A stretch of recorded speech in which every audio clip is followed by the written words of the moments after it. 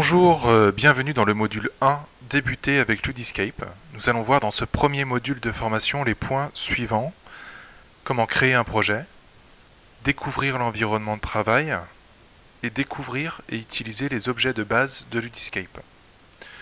Donc pour rentrer tout de suite dans le vif du sujet, nous avons ici l'écran de démarrage qui va vous proposer trois choix. Nouveau projet, qui va permettre de créer, initialiser un nouveau projet. Ouvrir un projet, qui va vous permettre d'ouvrir un projet existant que vous avez sur votre disque dur. Et les projets récents, donc ça va être une liste de raccourcis vers les projets récents que vous avez récemment ouverts ou créés. Donc nous, pour le module 1 de formation, nous allons utiliser l'option Nouveau projet. Donc ensuite, nous arrivons sur cette deuxième fenêtre. Donc il va nous proposer deux choses en haut. Nouveau projet, donc projet classique, qui va être pour PC, ordinateur, Mac et tablette. Et juste à côté, nous avons projet smartphone, qui est un projet pour les écrans plus petits, c'est-à-dire les écrans de téléphone portable, les téléphones intelligents et les phablettes plus récemment. Nous avons ensuite les exemples. Nous avons une possibilité donc de charger des exemples. Et nous avons tout à la fin les générateurs. Donc ça va nous permettre de générer des projets très facilement sans forcément travailler chaque écran. Donc pour notre formation, nous allons utiliser nous projet classique. Nous cliquons dessus. Nous arrivons sur cette fenêtre qui nous propose, à défaut d'un écran vide, des décors un peu plus sexy qui vont préplacer certains éléments de votre contenu. Donc nous, pour nous simplifier la tâche dans un premier temps, nous allons utiliser CityBlue, qui est donc le modèle bleu. Et nous arrivons ici sur l'écran du projet, qui nous présente l'écran numéro 0, qui est l'écran de démarrage de notre projet. Alors avant de commencer à utiliser les objets, nous allons voir les options du projet. C'est important, nous allons pouvoir, donc ici vous avez en bas en rouge options, qui va vous permettre de, ces options de changer certaines choses, certains aspects, donc vous cliquez dessus. Et nous avons ici plusieurs choses. Donc dans options du projet, nous allons pouvoir donner un nom à notre projet, donner un résumé du projet, éventuellement des mots-clés de notre projet. Et nous allons pouvoir aussi choisir le format de rendu, c'est-à-dire de passer d'un format classique à un format smartphone, où on va aussi également au milieu pouvoir définir un format classique avec une largeur fixe. Donc ça, c'est pour pouvoir intégrer notre contenu dans des pages internet, par exemple, qui ont une largeur prédéfinie. Par exemple, nous avons certaines pages internet qui sont définies à 800 pixels ou à 900 pixels. Donc si on veut que notre contenu colle à la mise en page de notre site internet, on va être obligé de donner une largeur fixe. Ça, c'est des cas qui sont assez rares. Vous pouvez partir sur classique qui va s'auto-adapter à la grandeur de votre écran par défaut. Vous allez pouvoir aussi également sur ces options changer le logo de chargement. Par défaut, vous avez le logo Ludiscape. Vous allez pouvoir mettre votre propre logo, ce qui va faire un peu plus professionnel auprès de vos apprenants ou vos utilisateurs de votre contenu. Donc ça, c'est important. Il suffit d'avoir votre logo sur votre disque dur et vous choisissez avec cette icône. Après, nous avons d'autres options qui sont un petit peu cachées, qui sont un peu plus techniques. Nous avons ici, voilà, des options supplémentaires. On va pouvoir définir ici du CSS. Alors le CSS, c'est des styles propres à l'HTML, au rendu HTML. Vous allez pouvoir choisir des polices ou des couleurs différentes en fonction des choses que vous voulez modifier. Vous avez ici du code supplémentaire, donc c'est pour pouvoir ajouter du code JavaScript supplémentaire. Par exemple, si vous voulez rajouter un code Google pour suivre l'utilisation de votre contenu. Nous avons ici l'URL du site mobile, donc c'est au cas où vous êtes sur un site classique, mais vous voulez rediriger les apprenants vers un site pour mobile, donc pour un projet smartphone, qui est hébergé sur une autre adresse. Donc vous allez le rentrer ici, et quand les apprenants vont arriver sur votre site classique avec un smartphone, ils vont être redirigés automatiquement vers cette URL, donc c'est assez important dans certaines utilisations. Et nous avons enfin ici la transition entre les pages, c'est-à-dire que la transition entre les pages, pour vous expliquer, c'est quand on passe de la page 1 à la page 2, on va avoir une légère fondue de couleurs. C'est cette couleur qu'on va choisir ici, sachant qu'on peut mettre une couleur ou on peut cocher image et charger une image à la place de la couleur au niveau de la fondue entre les pages, au niveau de la transition entre les pages. Voilà, ça c'était le tour des options du projet, donc c'est important de tester tout ça et de voir les effets que ça a sur le rendu final de votre contenu. Maintenant nous allons passer donc à la deuxième partie du cours qui est l'environnement de travail de Ludiscape.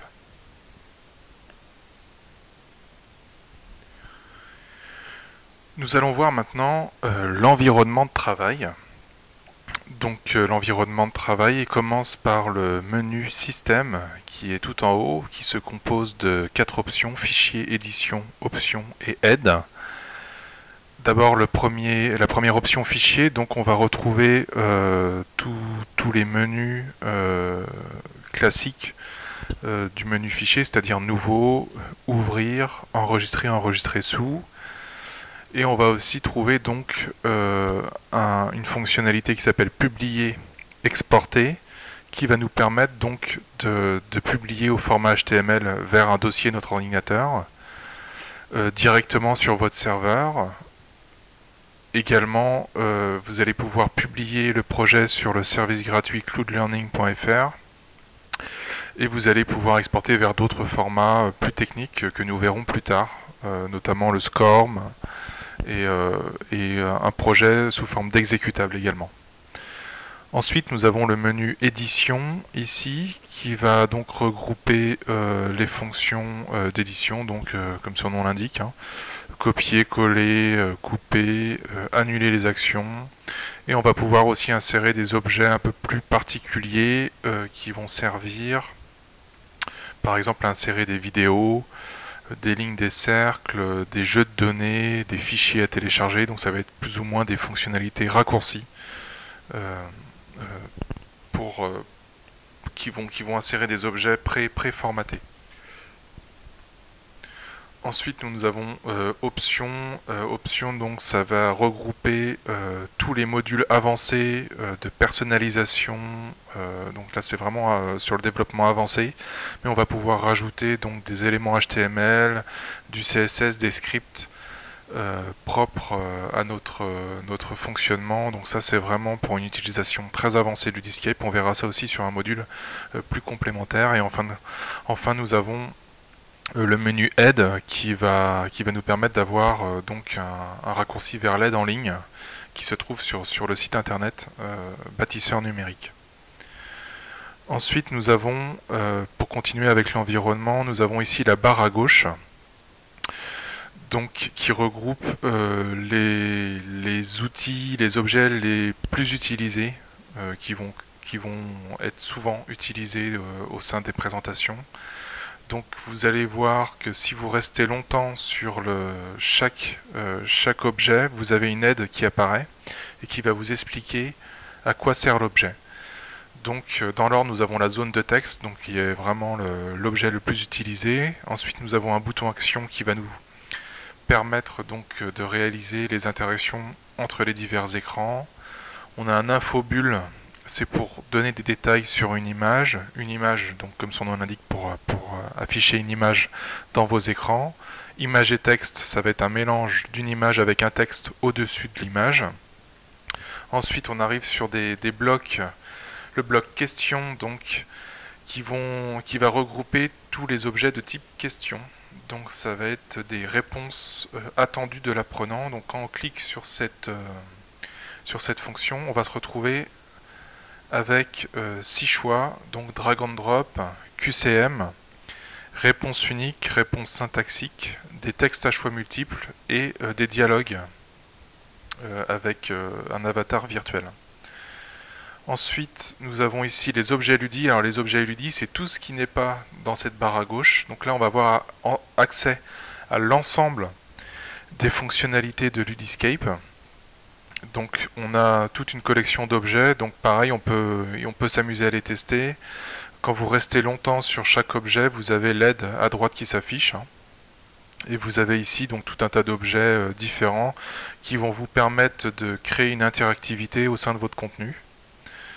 On fera le tour plus précisément quand on commencera à construire dans les prochains modules des contenus types plus particuliers. On va voir les combinaisons possibles des objets, parce que chaque objet de cette bibliothèque peut être combiné avec les autres. Donc c'est une prise en main qui peut s'avérer pratique, mais il faut quand même bien connaître les objets avant de se lancer dans de la programmation spécifique. Ensuite, on a ici aperçu du contenu. Donc aperçu du contenu, comme son nom l'indique, ça permet de lancer notre contenu multimédia de façon à avoir un aperçu. Donc si je clique dessus, vous allez pouvoir tester votre contenu en direct comme un apprenant, voilà, en conditions réelles. Donc vous pouvez en haut à gauche fermer l'aperçu. Vous pouvez également en haut à droite l'ouvrir dans votre navigateur pour voir votre contenu au sein d'un navigateur internet. Ensuite ici on a le bouton nouvelle page, donc ça va vous créer, comme son nom l'indique, une nouvelle page, un nouvel écran au niveau de votre contenu. Le format, c'est pour régler tout ce qui est fond de votre écran actuel, son au démarrage, transition. Options, donc c'est ce qu'on a vu tout à l'heure, c'est tout ce qui est option du projet. Et enfin là on a un raccourci pour publier son contenu sur Cloud Learning ou vers iOS. Ensuite, nous avons sur la droite le menu écran qui va vous permettre donc d'avoir un aperçu de l'ensemble des écrans de votre projet. Ça va vous permettre donc de déplacer un écran grâce aux flèches vertes, de supprimer un écran, de dupliquer un écran grâce à cette icône ici, d'avoir accès toujours au format de votre écran, le format de votre page, et également de lancer l'aperçu à partir d'un écran type. Donc par exemple on peut lancer l'aperçu directement à partir de la page 10 par exemple, pour éviter de refaire l'ensemble de votre présentation. Ensuite donc ceci étant dit, nous pouvons voir comment on peut créer les différentes manières de créer des pages. Donc on a vu qu'on avait ici un bouton nouvelle page. On va pouvoir aussi aller vers la page suivante. Si la page suivante n'existe pas, elle va être automatiquement créée. Et vous avez une petite annotation qui vous indique ici que vous êtes sur une nouvelle page.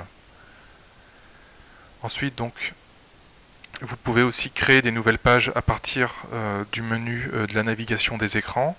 En faisant un clic droit, vous allez pouvoir insérer avant ou après un nouvel écran. Par exemple, là j'ai fait après. Et on va pouvoir aussi, à partir de cet écran, on va pouvoir, de cette navigation d'écran, on va pouvoir enregistrer les écrans sous forme de gabarit. Un gabarit type qu'on va pouvoir insérer dans toutes nos présentations. Donc pour cela, il faut faire clic droit, enregistrer comme modèle, et vous donner un nom à votre modèle. Et après, ce modèle sera disponible ici, quand vous faites ajouter un écran à partir d'un gabarit.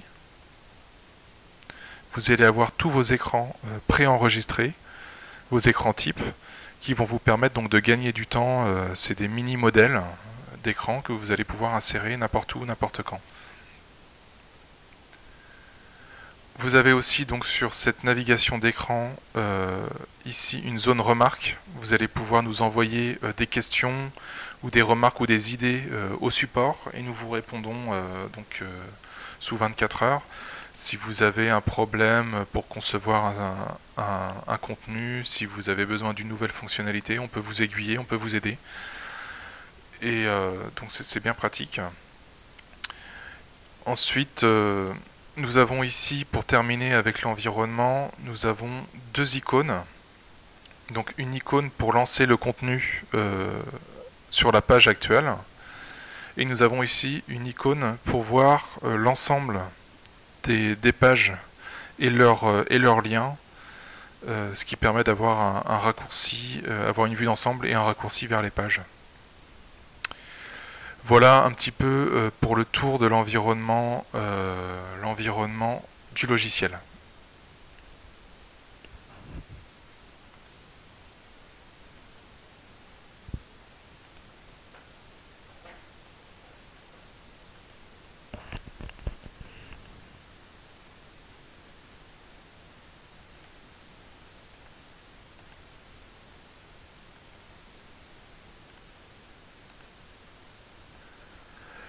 Pour continuer, nous allons voir les objets les plus couramment utilisés.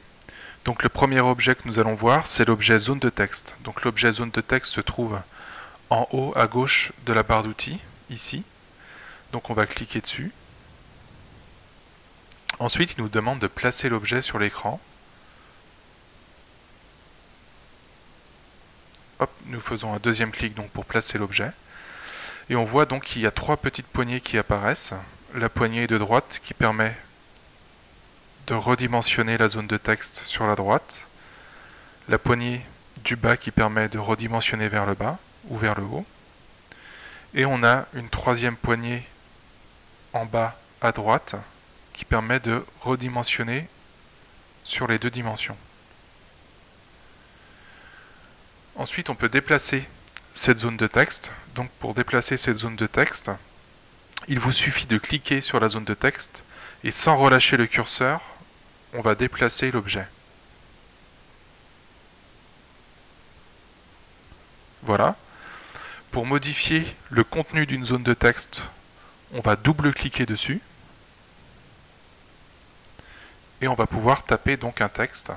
Par exemple ici, module 1. Débuter avec Ludiscape. Une fois qu'on a rempli, donc saisi le texte que l'on souhaite, on va appuyer sur enregistrer qui se trouve ici.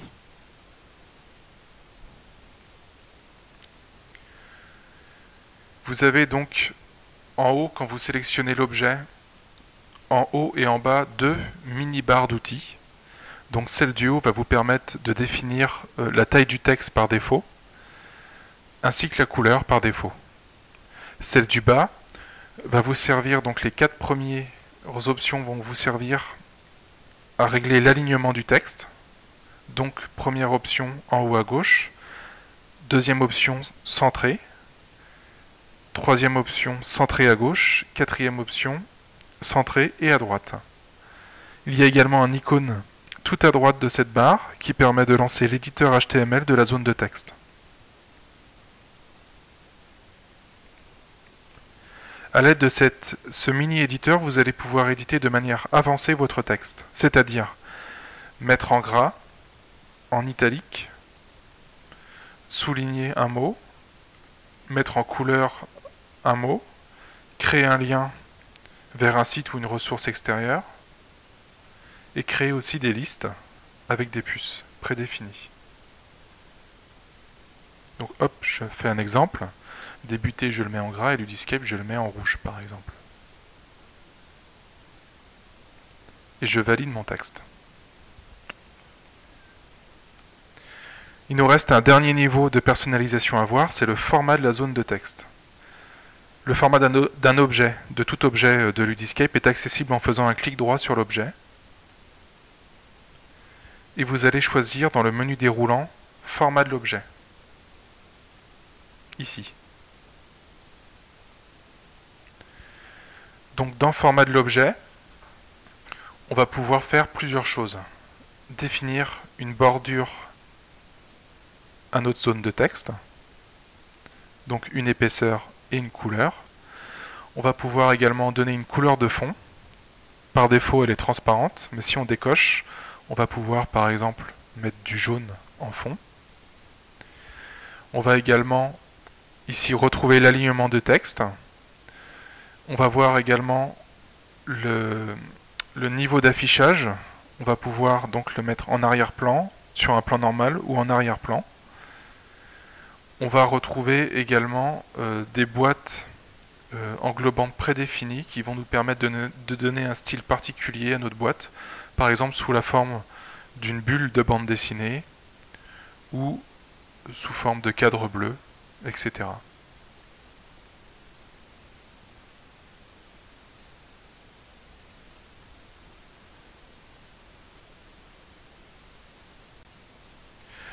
Ensuite, nous allons regarder le deuxième objet. Alors ce deuxième objet est l'objet bouton.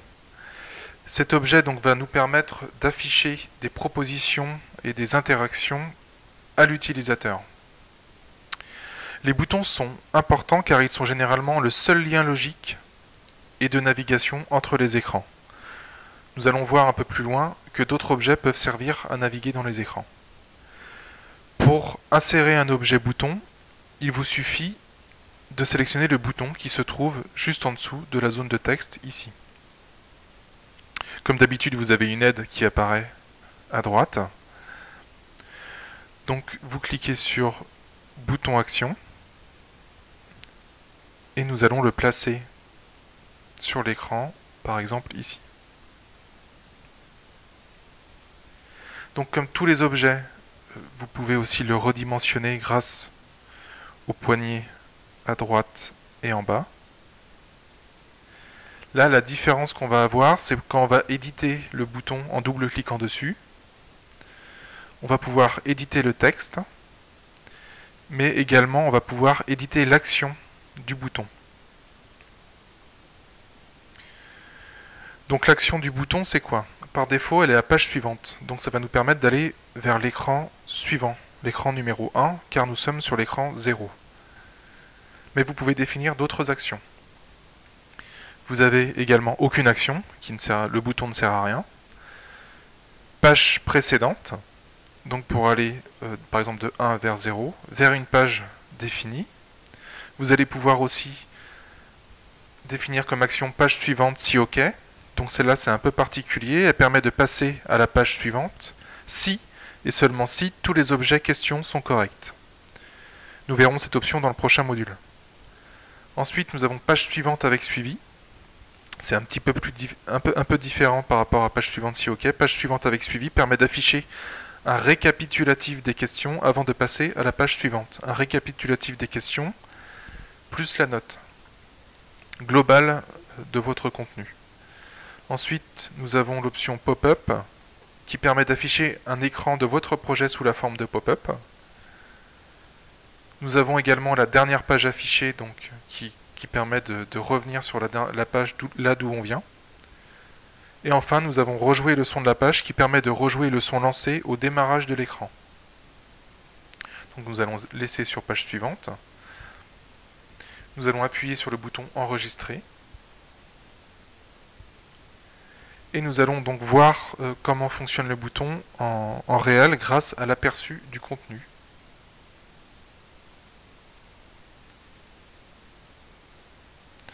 Donc là, je retrouve ma zone de texte. Ici, j'ai mon bouton Suite, qui est mon bouton Action. Et quand je vais cliquer dessus, je vais bien aller sur la page numéro 2.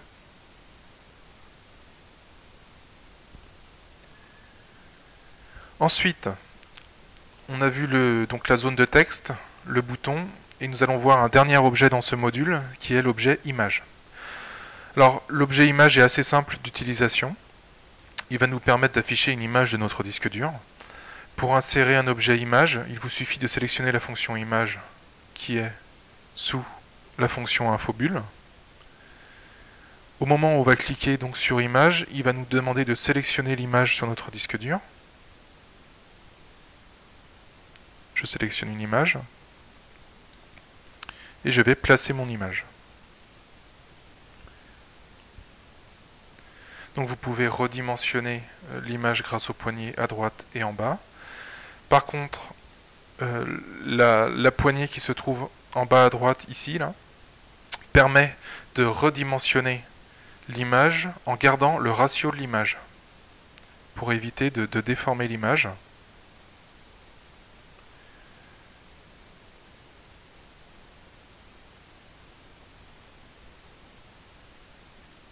je la place ici. Et sur une image, on peut faire comme un bouton, on peut définir une action. Donc si on double-clique sur l'image, on peut définir une action. Par défaut, ici, par contre, on n'est à aucune action. Mais vous pouvez dire, si je clique sur cette image, alors je vais sur la page suivante, alors je vais sur la page précédente, etc., etc. Également, vous avez une petite icône qui permet de charger une autre image qui va remplacer celle en cours. Voilà, nous avons fait le tour de ce module débuté avec Ludiscape. Je vous retrouve pour un prochain module, et là où nous allons voir les objets questions et d'autres objets du fonctionnement du logiciel Ludiscape.